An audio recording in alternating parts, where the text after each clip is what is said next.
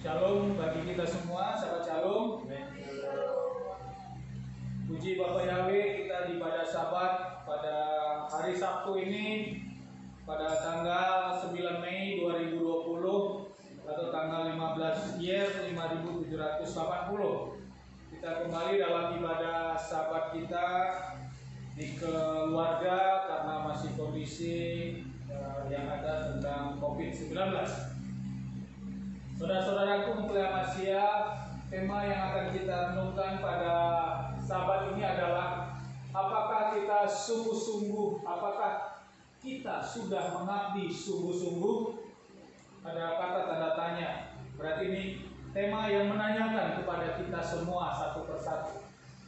Diambil dari dasar firman-Nya adalah di Matius 6 ayat 24. Kita akan bacakan sama-sama Matius 6 ayat 24. Dikatakan, tidak seorang pun sanggup mengabdi kepada dua tuan, karena dia akan membenci yang satu dan mengasihi yang lain, atau dia akan mematuhi yang satu dan mengabdikan yang lain. Kamu tidak dapat mengabdi kepada Elohim dan Mammon. Ini adalah dasar firman kita pada tema pada siang pagi menjelang siang hari ini, tentang apakah kita sudah mengabdi sungguh-sungguh. Mempelai Hamasia, kalau kita lihat firman ini Matius 6 ayat 24, ada tentang penekanan, yaitu tidak seorang pun. Berarti tidak seorang pun berarti seluruhnya, seluruh kita manusia. Tidak seorang pun mengabdi kepada dua tuan. Ada kata mengabdi kepada tuan, karena dia akan membenci yang satu dan mengasihi yang lain, atau dia akan mematuhi yang satu dan mengabdi yang lain. Kamu tidak dapat mengabdi kepada Elohim dan Mammon. Jadi tentang mengabdi dua Tuhan ini adalah mengabdi kepada Tuhan Bapa Yahweh atau kepada Mammon. Untuk kita lebih jelas apa itu pengertian mengabdi, ya, kita lihat di dalam Kamus Besar Bahasa Indonesia. Di dalam Kamus Besar Bahasa Indonesia, mengabdi kata dasarnya abdi adalah orang bawahan atau pelayan atau hamba atau budak tebusan. Contohnya pegawai keraton, masyarakat pegawai pemerintah yang pada dasarnya mempunyai kewajiban melayani masyarakat. Kemudian negara pegawai yang bekerja pada pemerintahan atau pegawai negeri itu disebut abdi atau pelayan. Kemudian kata dasar abdi dilanjutkan dengan mengabdi. Mengabdi itu adalah menghamba atau menghambakan diri atau berbakti, yaitu menjadi mereka berjanji akan benar-benar, karena mengabdi itu adalah sesuatu yang sungguh-sungguh, ya, bukan hanya sekedar biasa-biasa saja. Nah, kemudian mengabdikan itu sesuai Kamus Besar Bahasa Indonesia adalah menjadikan diri abdi atau memperhambakan.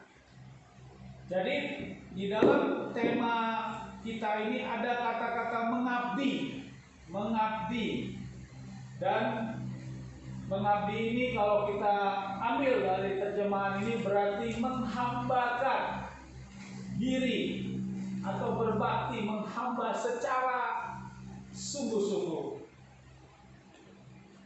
Kemudian mempelai Hamasia, kita lihat tadi ada kata Elohim dan Mammon. Kita lihat apa itu Mammon. Mammon kita lihat pengertian Mammon di dalam Wikipedia, yang ada di Wikipedia. Ini merupakan referensi yang bisa juga dipercaya, yaitu Mammon dalam Perjanjian Baru Alkitab secara umum dianggap sebagai uang atau kekayaan materi atau entitas apapun yang menjanjikan kekayaan dan dikaitkan dengan pengejaran untuk mendapatkan keuntungan yang rakus. Injil Matius dan Injil Lukas mengutip Yesua menggunakan kata ini dalam frasa yang sering diterjemahkan dalam bahasa Inggris sebagai kamu tidak bisa melayani Tuhan dan Mammon. Pada bab pertengahan ini sering dipersonifikasikan dengan kadang-kadang termasuk dalam 7 pangeran neraka. Mammon dalam bahasa Ibrani berarti uang. Kata ini diadopsi untuk bahasa Ibrani modern yang berarti kekayaan. Jadi berdasarkan tema kita di dalam Matius 6 ayat 24 tadi, ada mengabdi. Mengabdi di sini adalah sesuatu yang sungguh-sungguh menyerahkan kehidupannya. Kalau kita renungkan kembali firman di atas, tidak seorang pun sanggup mengabdi. Berarti di sini kita pertama-tama harus memahami bahwa Bapa Yahweh itu tidak mau diduakan, tidak mau ada ilah lain dalam pengabdian kita yang sungguh-sungguh kecuali hanya kepada Bapa Yahweh. Ini yang Yesua tekankan, sehingga tidak boleh ada dua yang kita harus mengabdi. Namun kalau secara harafiah mungkin bisa orang mengabdi. Contohnya seorang pekerja yang kerja 1 hari kerjanya atau setengah hari kerjanya di rumah A, kemudian sore harinya dia kerja di rumah B. Itu bisa kalau secara harafiah tentang bekerja. Namun keinginan Yeshua HaMashiach di dalam dasar firman ini adalah pengabdian yang benar sungguh-sungguh. Karena disinilah penekanan Yeshua HaMashiach tentang bahwa pengabdian kita yang sudah percaya kepada Bapa Yahweh harus sungguh-sungguh kepada Bapa Yahweh. Artinya pengabdian yang full power, full kekuatan, full kemampuan kita yang diinginkan. Sehingga kita menjadikan penyembahan dan keagungan Bapa Yahweh adalah nomor 1 di dalam kehidupan kita. Selanjutnya kalau kita lihat di dalam kitab Keluaran 34 ayat 14 dikatakan, sebab kamu tidak boleh menyembah kepada ilah-ilah lain, karena Yahweh yang namanya cemburu, dialah Elohim yang cemburu. Jadi di dalam Keluaran 34 ayat 14 ini juga Bapa Yahweh adalah Elohim yang cemburu. Jadi dia tidak boleh, sebab kita tidak boleh menyembah kepada ilah-ilah lain. Nah di dalam Matius 6 tadi Yesua dikatakan antara Elohim dan Mammon. Ya, disampaikan dinyatakan ada 2. Maka di sini ditegaskan bahwa pengabdian yang sungguh-sungguh itu hanya kepada Bapa Yahweh. Sehingga Bapa Yahweh menyampaikan di dalam Keluaran 34 ayat 14 ini adalah Elohim yang cemburu. Kalau kita bayangin sesuatu yang cemburu, sesuatu yang tidak berkenan kepada Bapa Yahweh, maka Bapa Yahweh akan marah, akan menegur. Sehingga di Ulangan 4 ayat 24 dikatakan, sebab Yahweh Elohim adalah api yang menghanguskan, dialah Elohim yang cemburu. Jadi Bapa Yahweh itu api yang menghanguskan, dan dia adalah Elohim yang cemburu. Nah ini sesuatu hal yang serius saudaraku, bukan sesuatu hal yang biasa-biasa saja. Dengan kita menghadapi situasi yang ada sekarang ini, kondisi bangsa dan dunia masih mengalami berupa infeksi COVID-19 ini masih terus. Kalau kita lihat data yang ada secara dunia sesuai data Kompas itu sudah terinfeksi positif kurang lebih 4 juta orang lebih. Kemudian yang sembuh ada 1.300.000 lebih. Kemudian yang meninggal dunia ada 275.000 lebih. Ini tentu adalah angka yang sangat banyak sekali, khusus untuk Indonesia yang terjangkit virus sekitar 13.000 lebih.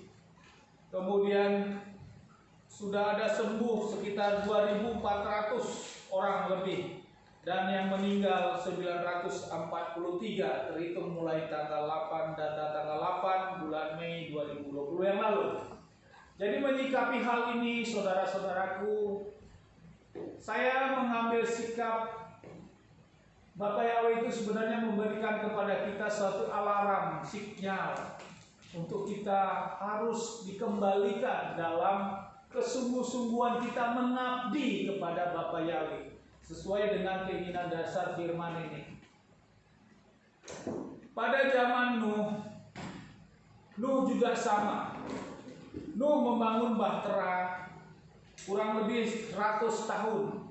Membangun bahtera cukup lama. Ya, kurang lebih 100 tahun membangun bahtera itu.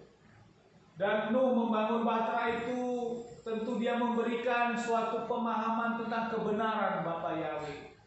Namun pada waktu zaman itu bangsa mentertawakan, tidak melakukan perubahan apa-apa dalam hidupnya. Sama dengan kondisi saat ini, saudaraku, dengan adanya COVID-19.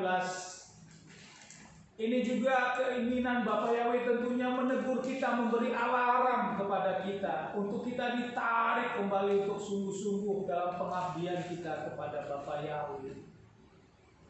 Kita memang bekerja, tapi kita harus diingatkan, diberi alarm, sinyal. Hai saudara-saudaraku, hai anak-anakku, mari kembali kepada penyembahanmu kepadaku, karena akulah Elohim yang cemburu.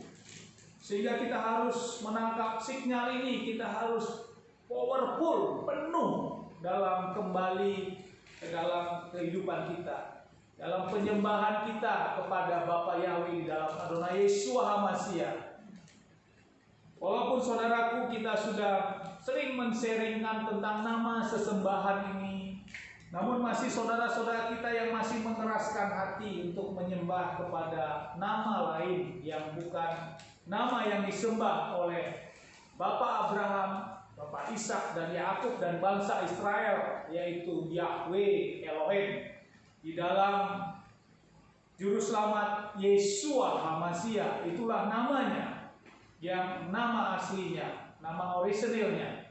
Kalau kita sudah tahu nama orisinil, mengapa kita harus memakai nama-nama lain? Ini suatu kerinduan sama seperti zaman untuk kita dipulihkan. Mari lewat firman ini kita akan terus lebih mendalami. Inilah waktu alarm itu dibunyikan. Karena alarm sudah dibunyikan berarti waktunya sudah benar-benar dekat akan kedatangan Yesus HaMashiach.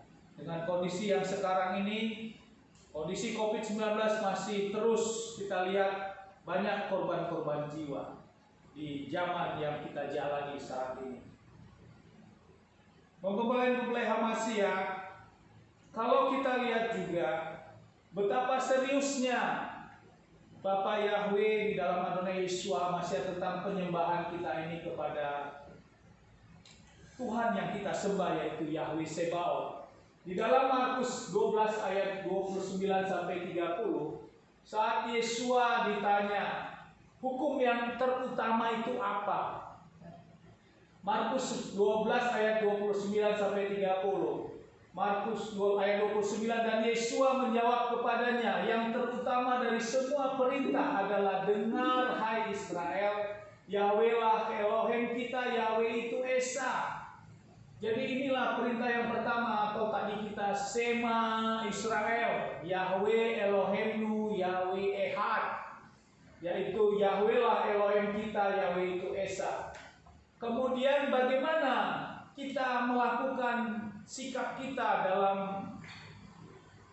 Yahweh itu sebagai Elohim kita dan Yahweh itu Esa? Ayat 30 dikatakan kita harus mengasihi Elohim dengan segenap hatimu, dengan segenap hati kita, dan dengan segenap jiwa kita, dan dengan segenap akal budimu, dan dengan segenap kekuatanmu. Inilah perintah yang terutama. Jadi dengan segenap hati, dengan segenap jiwa, dengan segenap akal budi, dan dengan segenap kekuatan, inilah sikap untuk pengabdian tadi. Langkah kita untuk mengabdi tadi kita lakukan full, semuanya, totalitas.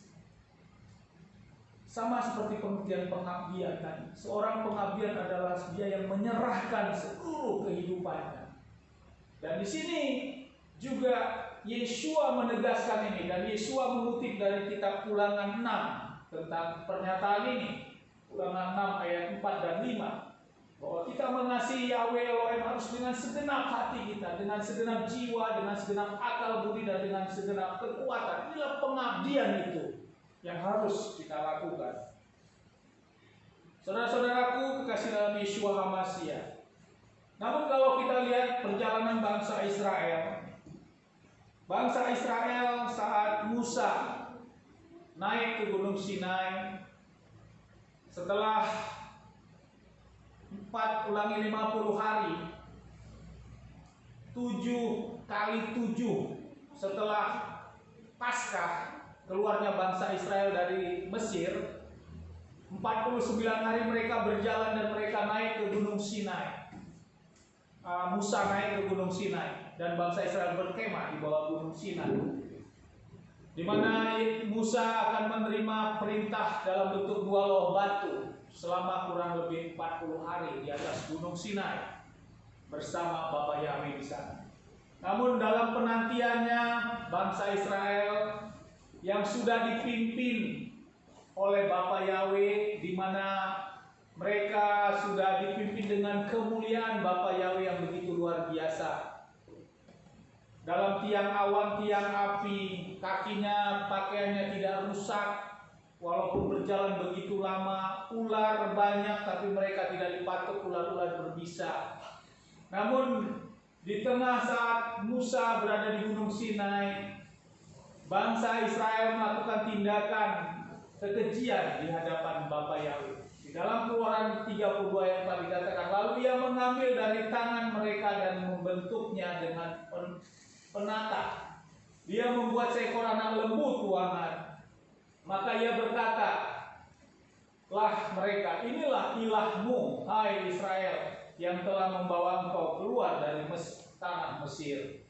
Jadi bangsa Israel yang baru saja melihat kemuliaan Bapa Yahweh, tapi bangsa Israel belum lama saat ditinggalkan Musa berada di atas Gunung Sinai untuk menerima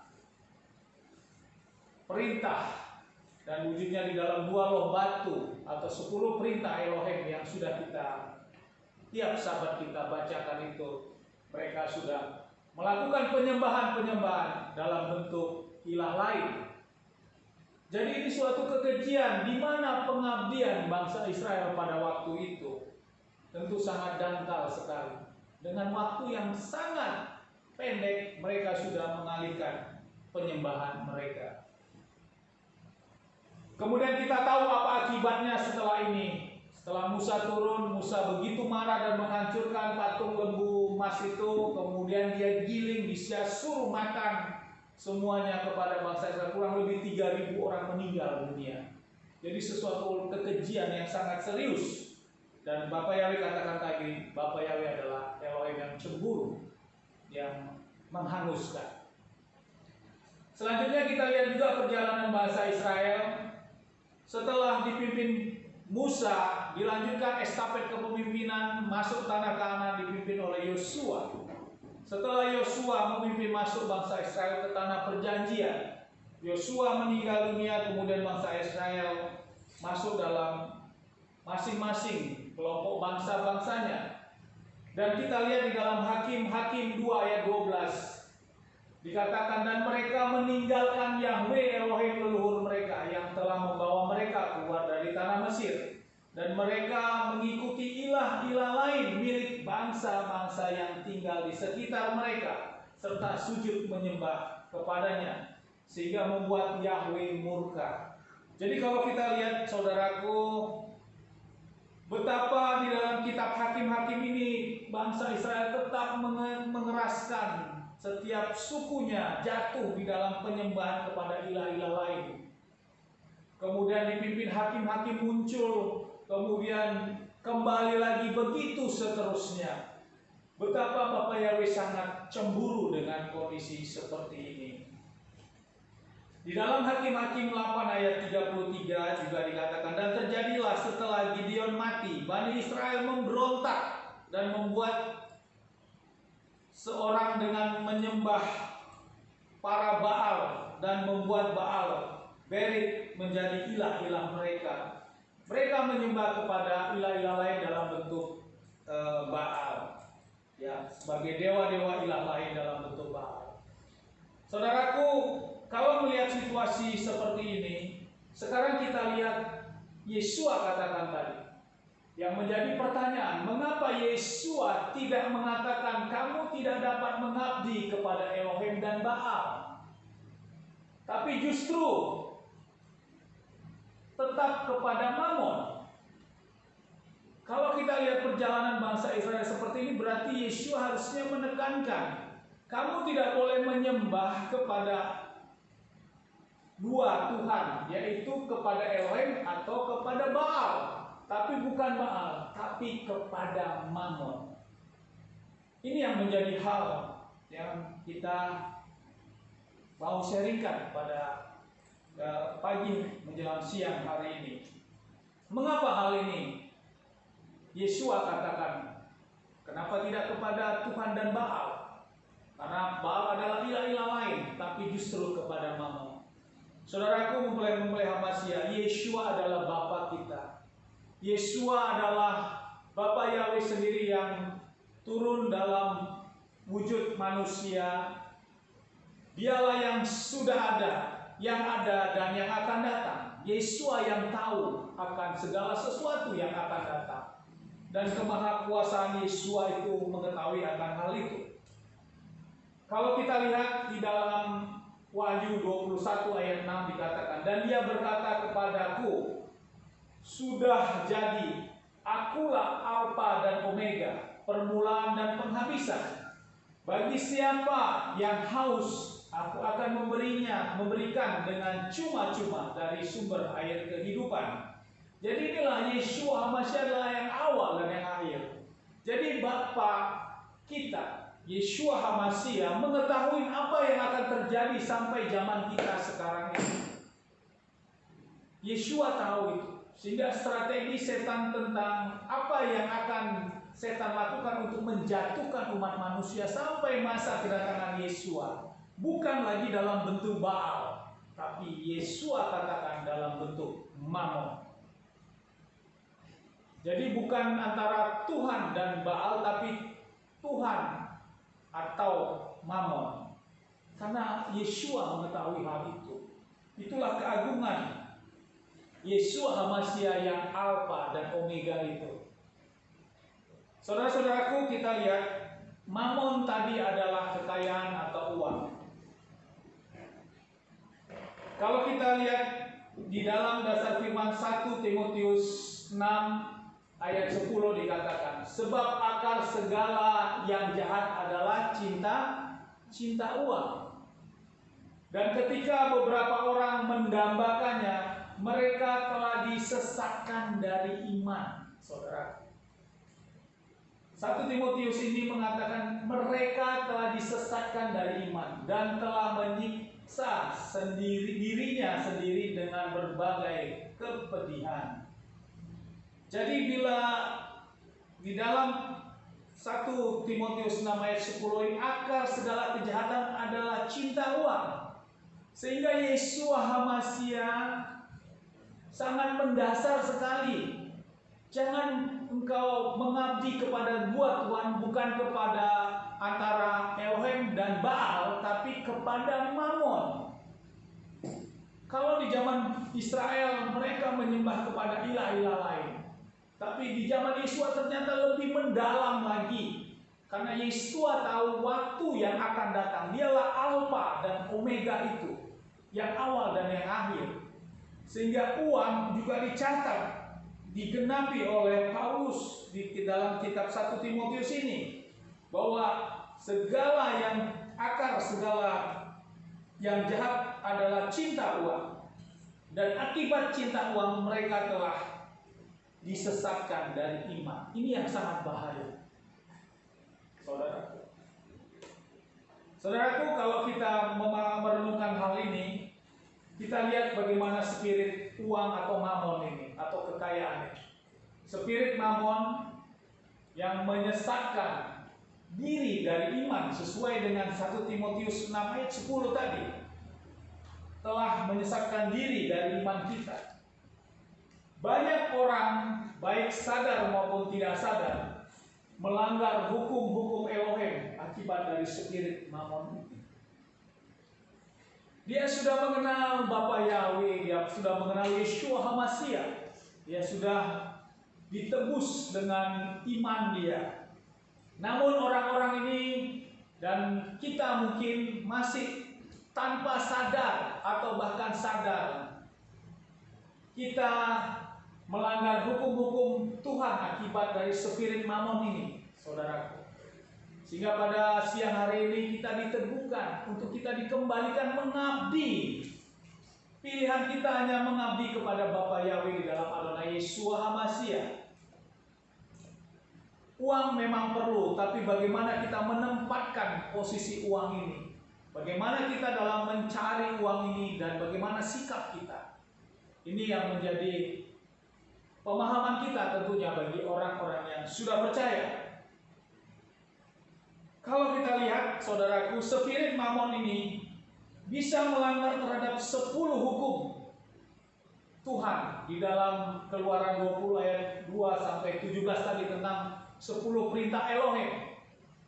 Dengan uang berarti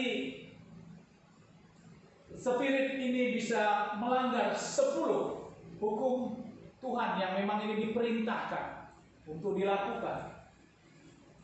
Orang karena mencari uang dan sangat fokus dengan mencari uang, sehingga uanglah dianggap segala-galanya. Sehingga jangan ada ilah lain di hadapanku. Kita harus datang menyembah Bapa.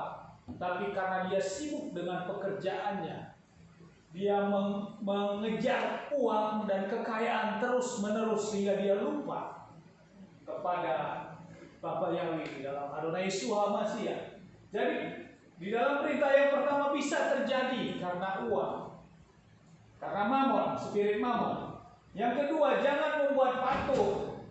Dengan spirit mamon ini juga bisa, patung adalah bentuk secara fisik. Dengan spirit mamon ini orang juga bisa dengan uang, dia lupa sehingga dia juga dengan kekayaan dan keuangannya membangun suatu bentuk-bentuk patung-patung yang menyerupai Tuhan, padahal itu dilarang. Karena tidak mungkin orang membangun patung-patung yang begitu megah tanpa ada uang, tanpa ada anggaran yang disiapkan. Patung yang begitu megah. Jadi spirit mamon ini juga bisa mengakibatkan orang bisa membuat patung-patung. Selanjutnya, jangan menyebut nama Yahweh Elohim dengan sembarangan. Dengan spirit mamon ini orang dengan mudah berjanji, bersumpah untuk mencari uang dalam nama Tuhan itu dipertaruhkan. Untuk dia berjanji untuk mendapatkan uang, mendapatkan kekayaan. Padahal tidak boleh. Karena di dalam perintah yang ketiga, jangan menyebut nama Yahweh saja dengan sembarangan. Tapi dengan spirit mamon ini orang berani untuk bersumpah, berjanji, bersumpah dalam nama Tuhan. Untuk kepentingan kekayaan. Dan ini adalah spirit mamon. Kemudian spirit mamon lainnya adalah ingat hari Sabat untuk menguduskannya.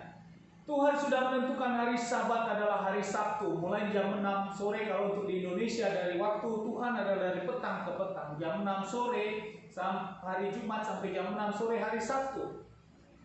Tapi dengan spirit mamon ini orang tetap bekerja pada hari-hari Sabat, tidak peduli apa itu hari Sabat, hari Tuhan, di mana ini adalah perintah Tuhan, di mana kita harus mengabdi tadi kepada Tuhan sungguh-sungguh. Salah satu bentuk mengabdi adalah melakukan dengan sungguh-sungguh semua perintah dan ketetapannya.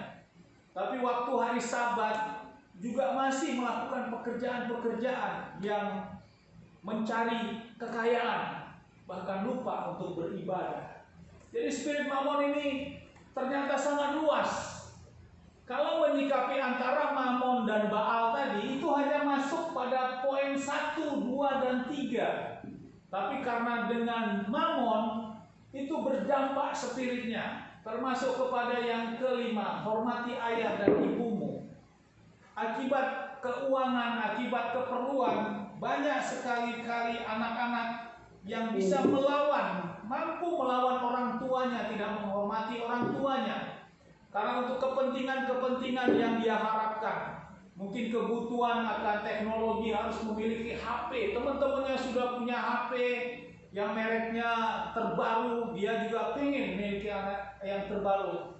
Sehingga orang tuanya dipaksakan untuk mendapatkan itu. Ini adalah spirit-spirit Mamon. Demikian juga kebutuhan-kebutuhan yang lain yang merupakan tren-tren pada masa kini. Dan ini sangat membahayakan ternyata. Selanjutnya, sehingga orang tua, anak-anak tidak menghormati kepada orang tuanya. Demikian juga tentang pembagian kekayaan dan harta. Juga tidak jarang ada yang terjadi anak membunuh orang tua hanya untuk masalah harta dan kekayaan. Dan spirit ini yang terjadi, saudaraku, ada terjadi. Kemudian dengan spirit Mamon juga orang bagaimana melanggar tentang jangan membunuh. Orang untuk mencari kekayaan uang ini bisa melakukan membunuh. Karena untuk mendapatkan uang, spirit Mamon ini terjadi, dia lakukan pembunuhan baik sesama manusia, dia lakukan untuk mendapatkan uang. Selanjutnya, jangan berzina. Sama juga dengan spirit Mamon ini, orang mencari uang dengan melakukan menjual dirinya. Atau sebaliknya, orang yang memiliki kekayaan, memiliki uang, dia melanjutkan kepuasannya dengan dia memakai kepada orang-orang perempuan yang menjual dirinya. Jadi spirit Mamon ini ternyata lebih luas, saudaraku, daripada hanya Tuhan dan Baal tadi. Kemudian jangan mencuri. Spirit Mamon juga melanggar tentang hal jangan mencuri demi untuk suatu kekayaan, kehormatan, keuangan. Tidak jarang orang melakukan pencurian. Apakah ini pengabdian itu, saudaraku? Demikian juga jangan mengucapkan saksi dusta. Banyak sekali saudara-saudaraku, baik orang yang sudah percaya ataupun tidak, dia melakukan saksi-saksi dusta demi untuk mendapatkan keuangan, kekayaan. Dan selanjutnya jangan yang ke-10, jangan mengingini milik sesamamu. Juga sama, saudaraku. Jadi inilah yang mendasari mengapa Yesus katakan di dalam dasar kitab tadi di Matius 6. Antara Elohim dan Mamon, bukan antara Elohim dan Baal. Ternyata Mamon di sini yang dikatakan di 1 Timotius tadi akar dari segala kejahatan, ternyata berdampak terhadap 10 perintah yang memang Bapa Yahweh perintahkan untuk dilakukan ini. Semuanya bisa dilanggar oleh spirit Mamon tersebut. Dan inilah yang kita harus pahami, saudaraku, pada siang hari ini. Namun spirit itu juga bukan hanya masuk di dalam hal 10 ini, saudaraku. Di dalam kehidupan keluarga orang-orang percaya juga mengalami hal yang berdampak terhadap spirit ini. Di dalam Kolose 3 ayat 18 sampai 20, spirit Mamon juga berdampak terhadap hukum keluarga yang diabaikan. Kolose 3 ayat 18 sampai 20 dikatakan, ayat 18, para istri tunduklah kepada suamimu sendiri, sebagaimana seharusnya dia di dalam Tuhan atau Elohim. Ayat 19, para suami kasihilah istrimu dan jangan membuat kepahitan terhadap mereka. Ayat ke-20, anak-anak patuhilah orang tua dalam segala hal, karena inilah yang berkenan kepada Yahweh Elohim. Jadi spirit Mamon ini juga berdampak di dalam kehidupan keluarga yang tanpa tadi dikatakan, tanpa kita sadar ataupun tidak sadar, Kita melakukan ini karena spirit mamon yang luar biasa. Kalau kita lihat pertama, para istri tunduklah kepada suami. Mungkin ada istri yang penghasilannya lebih banyak dari suaminya, sehingga dia dengan gampang mengatur suaminya. Dengan suka-suka dia atur suaminya. Tentu ini juga spirit mamon, karena dia merasa bahwa saya yang mencari uang lebih banyak di rumah ini. Sehingga tanpa disadari, saudaraku, para istri justru menjadi pengatur di tengah keluarga, yang tanda kutip menjadi imam justru di tengah keluarga. Ini tentu melanggar dari perintah Tuhan. Apapun penghasilanmu, sebanyak apapun, hormatilah suamimu, yang memang itu adalah sudah ditetapkan, diberkati, itulah suamimu.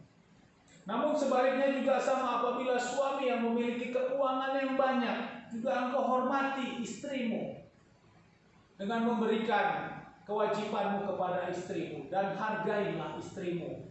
Juga tidak jarang suami dengan semena-mena terhadap istrinya, bahkan dia melupakan istrinya, dia mencari wanita-wanita lain. Dan ini terjadi karena apa? Karena dia memiliki keuangan yang banyak, dia bisa membeli wanita-wanita yang lain.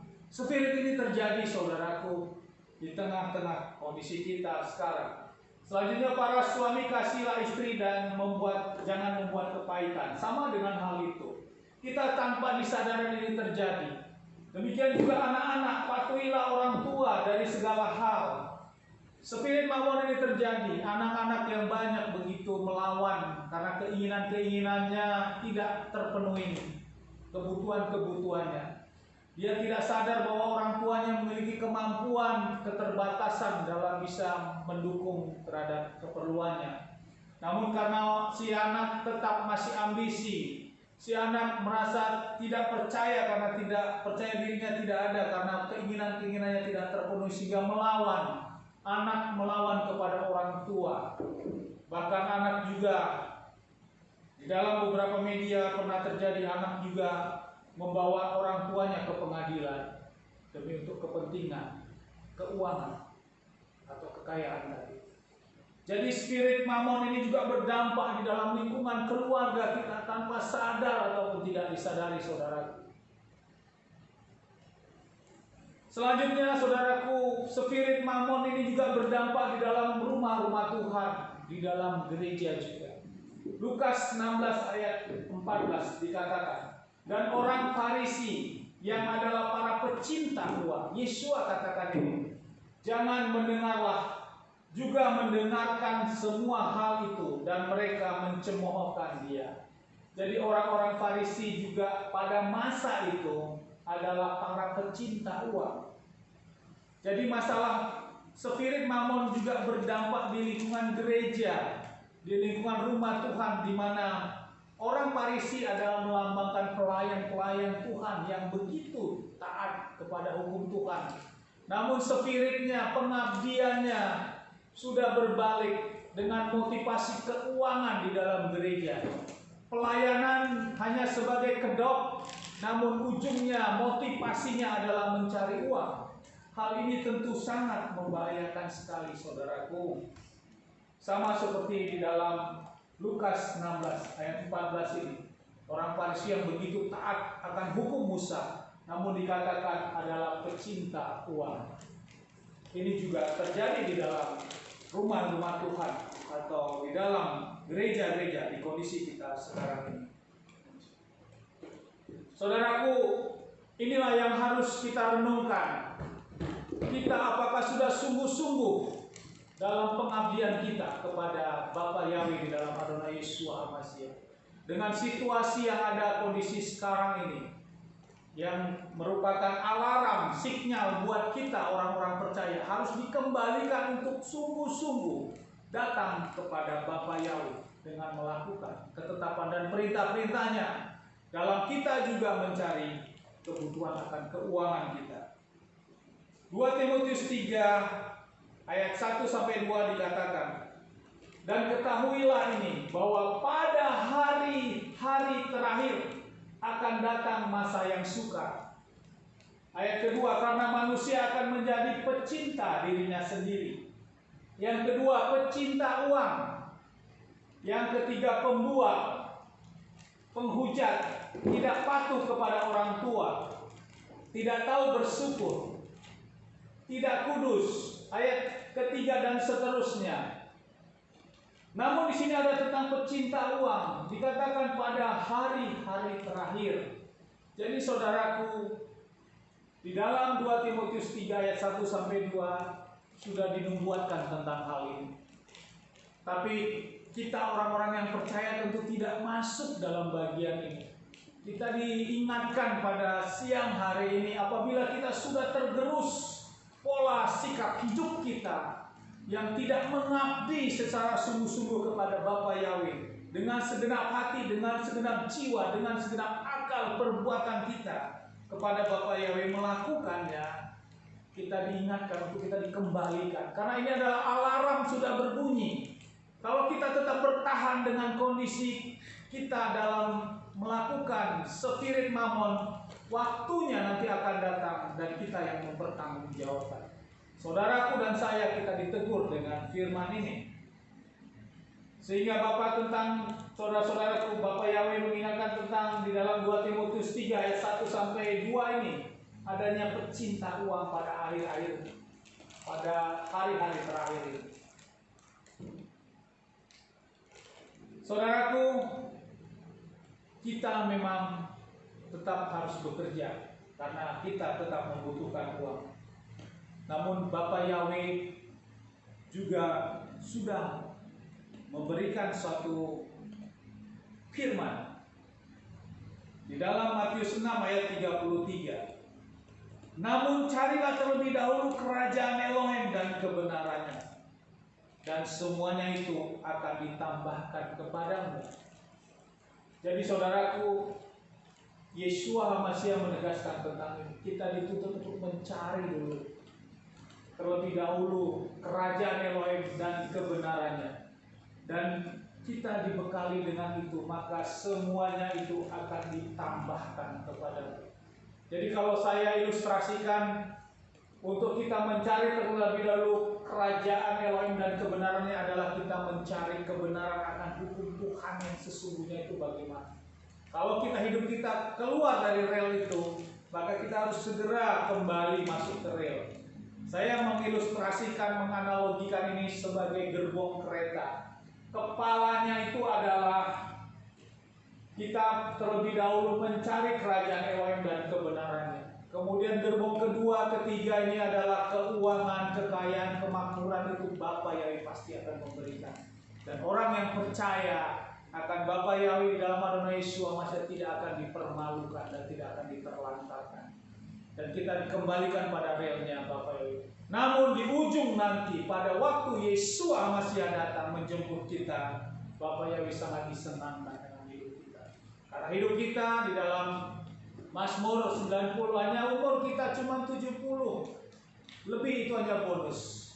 Bagaimana memperjuangkan hidup kita. Banyak orang yang kaya, yang konglomerat, saudaraku, yang begitu kaya raya, mereka juga akhirnya juga akan mengalami kematian.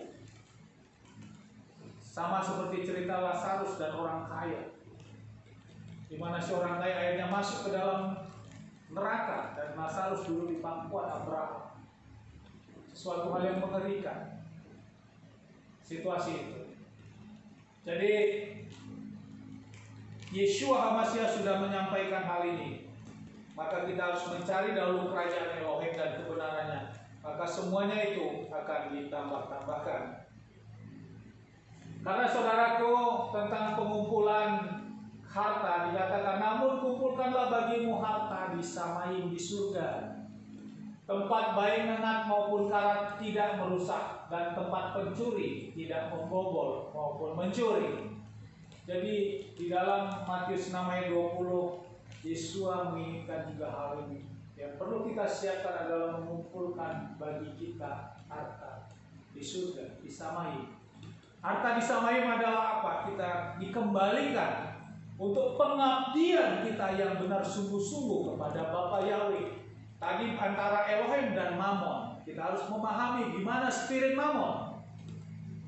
Jadi di dalam menjalani kehidupan kita memang butuh akan keuangan. Namun di dalam kita menjalani kerja itu kita diberi pemahaman, benarkah ini? Salahkah ini? Di dalam menjalani kehidupan kita sehari-hari, apakah kita masuk di dalam kebenaran Bapa Yahweh atau sudah keluar? Baik itu dalam kehidupan keluarga antara suami dan istri, istri dan suami, orang tua dan anak-anak.